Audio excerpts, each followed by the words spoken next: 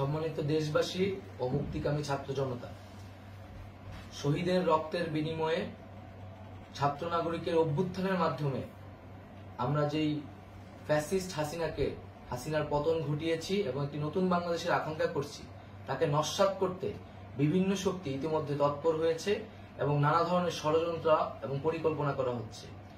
আমরা মুক্তিকামী ছাত্র জনতার পক্ষ থেকে স্পষ্টভাবে বলতে চাচ্ছি যে এই বাংলাদেশকে ফ্যাসিবাদী রেজিম থেকে মুক্ত করার জন্য এবং একটি নতুন বাংলাদেশ, জনগণের বাংলাদেশ প্রতিষ্ঠার জন্য সকল ধরনের ষড়যন্ত্রকে নস্যাৎ করার জন্য, প্রতিহত করার জন্য বাংলাদেশের ছাত্র জনতা কিন্তু সদা প্রস্তুত রয়েছে। আমরা দেখতে পাচ্ছি নানান জায়গায় লুটপাট, সহিংসতা এবং সাম্প্রদায়িক হামলার মতো ন্যাক্কারজনক ঘটনা ঘটছে। আমরা এর তীব্র নিন্দা জানাচ্ছি এবং আমরা মুক্তিকামী ছাত্র জনতার প্রতি আহ্বান জানাচ্ছি যে এই ধরনের ঘটনাকে প্রতিহত করার জন্য আমাদেরকে প্রস্তুত থাকতে হবে, আমাদেরকে দায়িত্ব নিতে হবে। কেউ যাতে এই আন্দোলনকে নস্যাৎ করার জন্য এই ধরনের ঘটনা ঘটানোর সুযোগ না পায়, সেদিকে আমাদের সদা সতর্ক থাকতে হবে।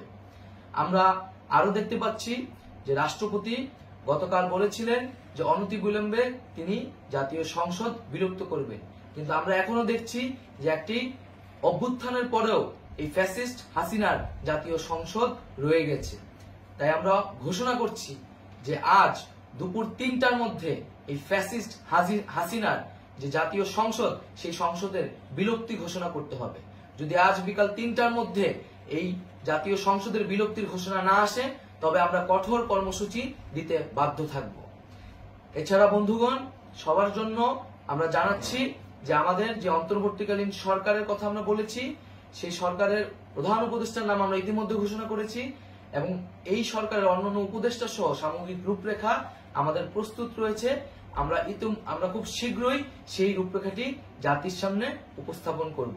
আমরা বাংলাদেশে স্থিতিশীলতা চাচ্ছি, সমাজে ন্যায় বিচার চাচ্ছি, সেজন্য কার্যকর পদক্ষেপ নিতে হবে এবং তার প্রথম পদক্ষেপটি হতে হবে এই জাতীয় সংসদ ভেঙে দেওয়া।